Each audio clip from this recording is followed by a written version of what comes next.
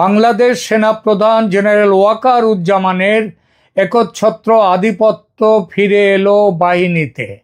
বড়সড় ধাক্কা খেল বাহিনীর জামাতিকরণ ও ইরানের ধাঁচে বিপ্লবী সৈন্যবাহিনী গঠনের প্রচেষ্টা। এত সব কিছু ঘটল, কিন্তু পিছনে কে বা কোন পরাশক্তি, এই বিষয়টি নিয়েই এখনকার প্রতিবেদন। নমস্কার, খবরের অন্তরালের খবর নিয়ে ক্যালকাটা ডায়ালগস থেকে মনোজ দাস। বাংলাদেশ সেনাবাহিনীর প্রধান জেনারেল ওয়াকারুজ্জামানের ভবিষ্যৎ ও তার সঙ্গে জড়িয়ে থাকা বাংলাদেশ সেনার ভবিষ্যৎ কী হবে, এই বিষয়ে নানান আশঙ্কা তৈরি হয়েছিল গত ১.৫ বছরের অন্তর্বর্তী সরকারের পুরো সময় জুড়ে। এর মধ্যে অন্তর্বর্তী সরকারের প্রধান উপদেষ্টা মোহাম্মদ ইউনূসের সঙ্গে সেনাপ্রধানের বিরোধ ক্রমশ বাড়তে এমন চূড়ান্ত জায়গায় পৌঁছেছিল যে রাজপথে সেনাপ্রধানের বিরুদ্ধে স্লোগান উঠেছিল, ওয়াকার না হাসনাত। জামাতের অফশুট এবি পার্টির ব্যারিস্টার ফুয়াদ প্রকাশ্য সভায় দেয়া বক্তৃতায় সেনাপ্রধান ওয়াকারুজ্জামানকে কুকুর পর্যন্ত বলেছিলেন। মোহাম্মদ ইউনূস কখনো গালমন্দের ভাষা ব্যবহার করেননি সেনাপ্রধানের বিরুদ্ধে ঠিকই, কিন্তু সেনাপ্রধানের ডানা ছাঁটার ও তাকে উত্ত্যক্ত করার বহু ব্যবস্থা করেছেন। বাংলাদেশ সরকারের ভিতর জাতীয় নিরাপত্তা উপদেষ্টার পদ আগে ছিল না। খলিলুর রহমানকে সেই পদে বসিয়ে ওয়াকারুজ্জামানের ক্ষমতা কমিয়ে দিয়েছিলেন ইউনূস। সেনাপ্রধানের তীব্র বিরোধ সত্ত্বেও অপরাধ ট্রাইব্যুনালের দায়রায় সেনা অফিসারদের বিচার করার ব্যবস্থা করেছিলেন ইউনূস। এমনকি ১.৫ মাস আগে এই জানুয়ারিতে খলিলুর রহমান, কামরুল হাসান, ফয়জুর রহমানদের দিয়ে সেনার অভ্যন্তরে একটি নরম অভ্যুত্থানের চেষ্টা করেও ব্যর্থ হয়েছিলেন মোহাম্মদ ইউনূস ও তার প্রধান পৃষ্ঠপোষক জামায়াতে ইসলামী। মাঝে একটা সময় মনে হয়েছিল সরকারের চাপের মুখে ভেঙে পড়বেন ওয়াকারুজ্জামান। হাজার গালমন্দ খেয়ে, অপমান সয়ে মুখ বুজে পড়েছিলেন।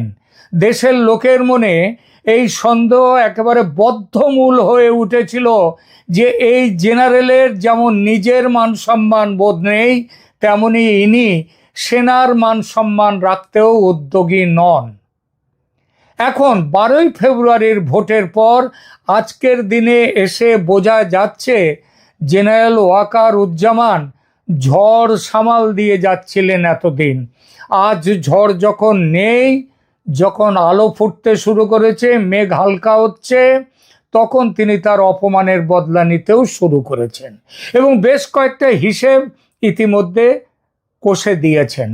সেনাবাহিনীর ভেতরে জামাতপন্থীরা ক্ষমতার দখল প্রায় নিয়ে ফেলেছিল। তাদের পেছনে ছিল পাকিস্তানের আইএসআই, পাকিস্তানের সরকার এবং তার সঙ্গে আমেরিকার সমর্থনও। আমেরিকা যে অন্তর্বর্তী সরকারের শেষ দিকে এসে জামায়াতে ইসলামীর সমর্থনে নেমে পড়েছিল, সে কথা আজ আর গোপন নেই। আর এর ফলে বিপদে পড়েছিলেন সেনাপ্রধান ও তার সঙ্গে বাংলাদেশ সেনার পুরো স্ট্রাকচার। কিন্তু সাম্প্রতিক সময়ে সেনার অভ্যন্তরে কয়েকটি রদবদল দেখে বোঝা যাচ্ছে ইউনূসের বিদায় ও বিএনপির বিজয়ের ফলে জেনারেল জামান শক্তি ফিরে পেয়েছেন আর সেই শক্তির ব্যবহারও করছেন। তিনি ইতিমধ্যেই একটা বিএনপির প্রধানমন্ত্রী তারেক রহমানের সাথে একটা আন্ডারস্ট্যান্ডিংয়ে এসে গেছেন, বোঝাপড়ায়। আর সেই বোঝাপড়ার ফলে তিনি সেনার ভেতর বড় পদ থেকে তার শত্রুদের, শত্রু না বলে বলা যায় যারা তার কাছের নন, তার বিরুদ্ধে ছিলেন, তাদেরকে সরিয়ে দেয়া এবং নিজের বন্ধুদের গুরুত্বপূর্ণ পদে বসিয়ে দেওয়াটা শুরু করে দিয়েছেন।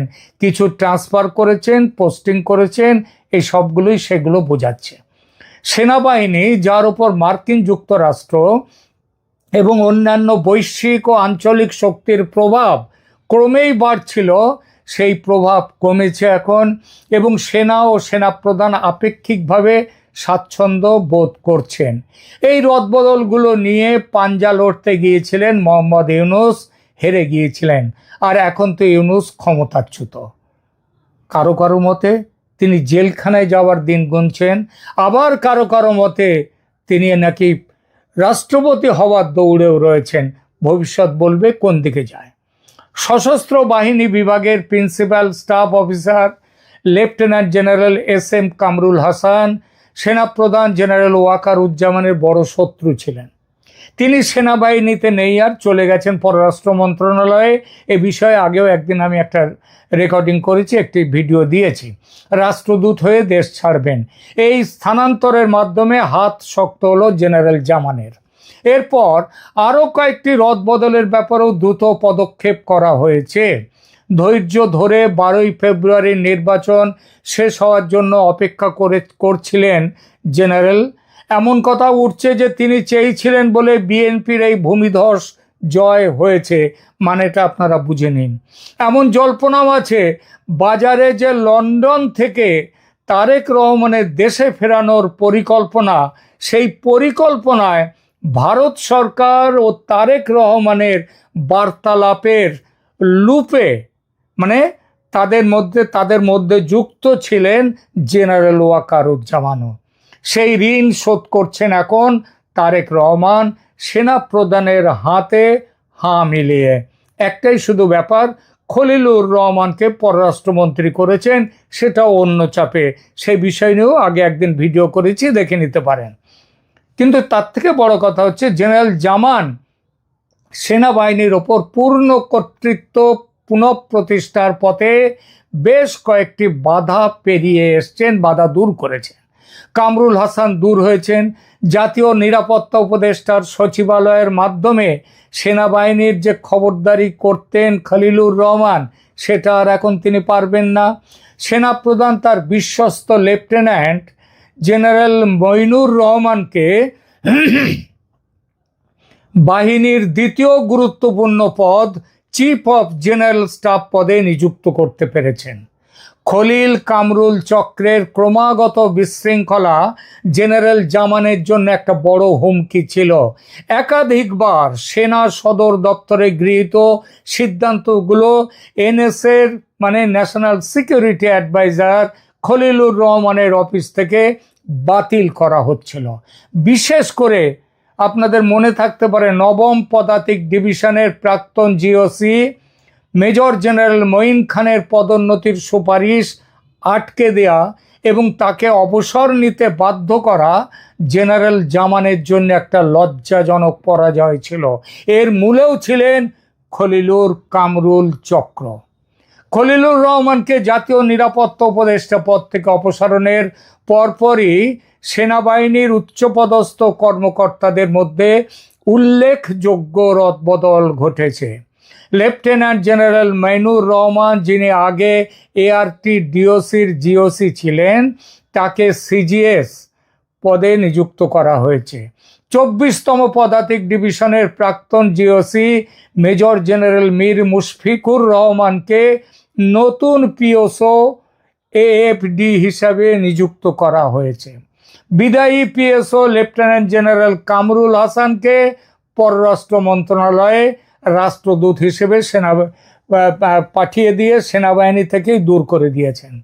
ব্রিগেডিয়ার কায়সার রশিদকে মেজর জেনারেল পদে পদোন্নতি দেওয়া হয়েছে এবং ডিজিএফআই এর মহাপরিচালক নিযুক্ত করা হয়েছে তাকে। সেনাপ্রধানের জন্য সবচেয়ে লজ্জাজনক বিষয় ছিল যুদ্ধ অপরাধে অভিযুক্ত জামাতে ইসলামীর নিয়ন্ত্রিত বেসামরিক আন্তর্জাতিক অপরাধ ট্রাইব্যুনালে অভিযুক্ত নিয়মিত সেনা কর্মকর্তাদের হাজির করতে বাধ্য করা। এটা ছিল তার লজ্জাজনক পরাজয়।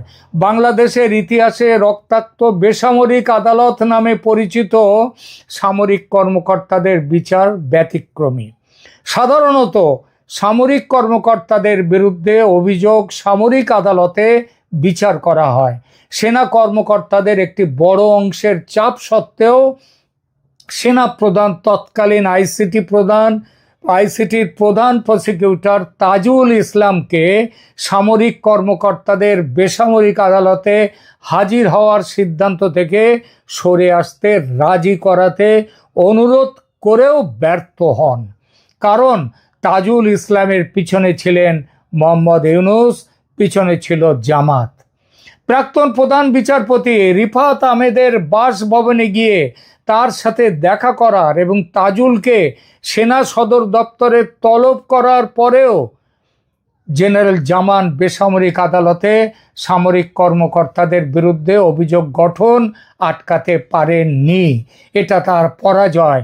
মোহাম্মদ ইউনূসের সাথেও তিনি দেখা করেছিলেন, যেদিন প্রধান বিচারপতির সাথে দেখা করেন সেই একই দিনে, তাতেও কোনো লাভ হয়নি। প্রাক্তন এনএসএ খলিলুর রহমান এবং লেফটেন্যান্ট জেনারেল কামরুল হাসানের সেনাবাহিনীর মধ্যে সমান্তরাল তত্ত্বাবধান সামরিক বাহিনীর মধ্যে অসন্তোষ তৈরি করেছিল। খলিলুর রহমানের অফিস কার্যকরভাবে বিকল্প সেনা দপ্তর হিসেবে কাজ শুরু করেছিল। পদোন্নতি এবং বদলির বাইরেও খলিল সামরিক সরঞ্জাম ক্রয় এবং অন্যান্য নীতিগত বিষয়ে হস্তক্ষেপ করার জন্য পিএসও কামরুলকে ব্যবহার করেছিলেন। জেনারেল জামানকে অস্থিতিশীল করার জন্য বেশ কয়েকটা প্রচেষ্টা করা হয়েছিল। তাকে ঊর্ধ্বতন কর্মকর্তাদের, জিওসি এবং অন্যান্য কমান্ডিং অফিসারদের সাথে ঘন ঘন বৈঠক করে অস্বস্তিকর পরিস্থিতি সামাল দিতে হয়েছিল।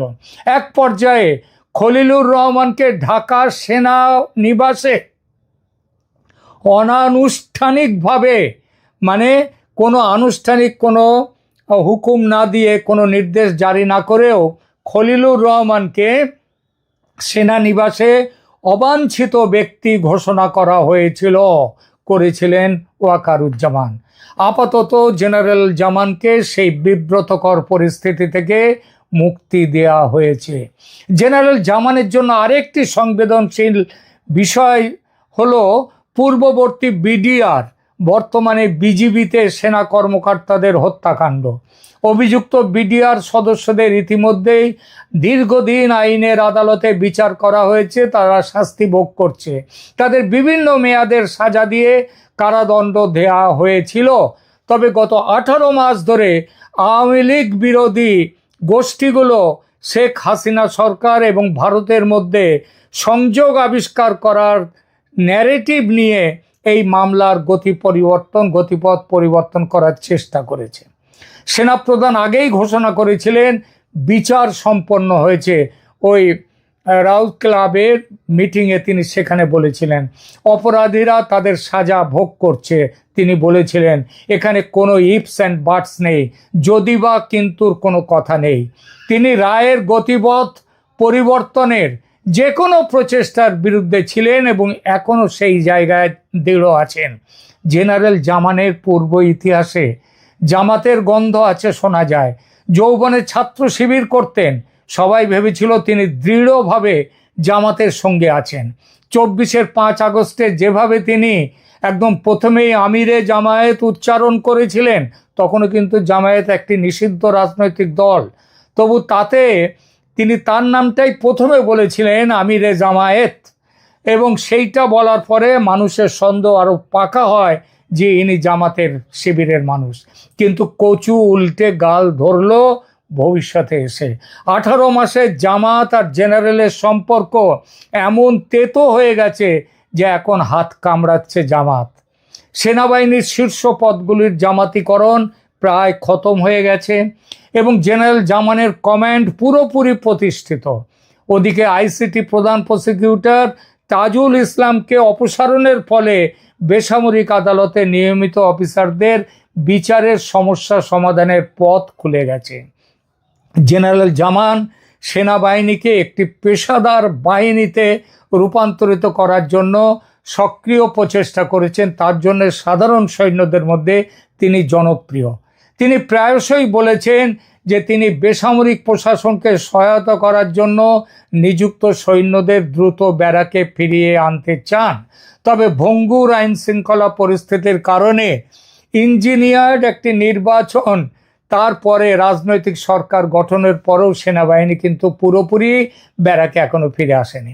খবরে প্রকাশ, এপ্রিল মাসে আফ্রিকায় জাতিসংঘের একটি মিশনে যোগদানের জন্য অফিসার ও সৈন্যদের একটি বিশাল দল গঠনের কথা রয়েছে। আরও বেশি মাত্রায় সেনাকে পাঠানো হবে জাতিসংঘে। এই দলের তালিকা গত জানুয়ারিতে চূড়ান্ত করা হয়েছিল। আওয়ামী লীগ পরিবারের সদস্য হিসেবে যারা চিহ্নিত সেই সব সেনা সদস্যদের এই মিশনের তালিকায় অন্তর্ভুক্ত করা হয়েছে। জুলাই আগস্ট 2024 সালের জনসাধারণের কেলেঙ্কারি বা গণপ্রতারণার পর শেখ হাসিনার আওয়ামী লীগ সরকারের পতন হয় এবং তারপর জেনারেল ওয়াকারুজ্জামান বাংলাদেশে নতুন করে ক্ষমতার কেন্দ্র হিসেবে আবির্ভূত হলেন।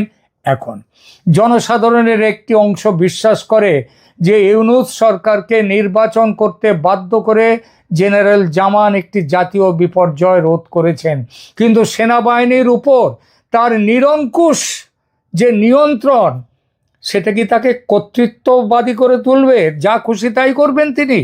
তা কিন্তু কিছুটা কাঁটা সেখানে আছে। Quarter master general QMG lieutenant general Faizur Rahman তার পদেই কিন্তু রয়ে গেছেন এবং ফয়জুর রহমান পাকিস্তানপন্থী, জামাতপন্থী এবং সেনাবাহিনীর 3 নম্বর গুরুত্বপূর্ণ পদে কিন্তু তিনি বসে আছেন।